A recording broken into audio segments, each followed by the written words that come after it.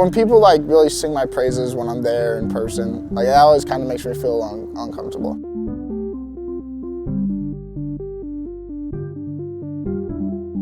Mason is a great student at Wabash. He's a great representation of Wabash College. I say he's a bit of a nerd and geek. You could talk DC Comics with him, for hours upon hours, and then you could go to football, and you wouldn't really feel like there's a transition and a different person at all. It's the same person.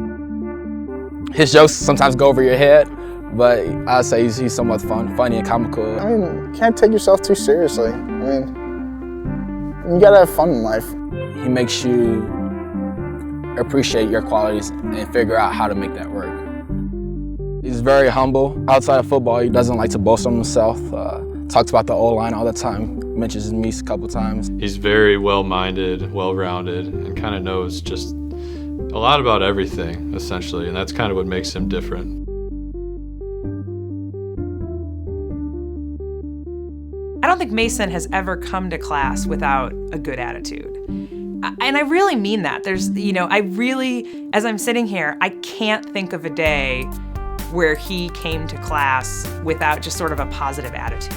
A lot of the research I undertook in rhetoric underneath the juries was things I myself was personally very interested in, and they allowed me to pursue it and guided me and helped me through. Getting to know him, he was approaching our relationship as a partnership, as a collaboration. I appreciate that relationship because one of the things that Wabash does is we build those close faculty-student relationships, and it needs to be more, I think, balanced than something where there's this hierarchy. I did not come here just to play football. I came here to be a student first and foremost. It's something, obviously, I'm proud of what I've accomplished, but other people put forth just as much work as I do, if not more. I mean, I've seen lots of people put forth much more hard work than me in an educational environment that's fostering me to be the best that I can.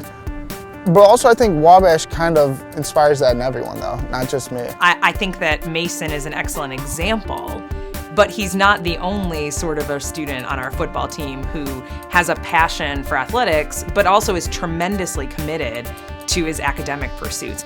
Wabash is the sort of place where a student who wants to engage in multiple, very different ways can do so and can thrive. I want to try and be the best at football. I want to try and be the best in the classroom. I want to try and be a leader in my fraternity. And all those three things, I mean, those all constitute me. We'd be kidding ourselves if we said that, students come here and we make them everything they want to be. But I think Wabash can be a place where if you're a student like Mason, who have multiple interests and want to excel in multiple areas, you can find pathways to do that here. Mason certainly has taken advantage of the opportunities here. He's done a lot for our football program, but he exemplifies what it means to be a Wabash man in every factor. He's internalized what it means to be a Wabash man. Being a Wabash man is not just where you spent your 4 years. It's where you developed your person. It's where you developed your character. It's where you decided what type of human being you wanted to be.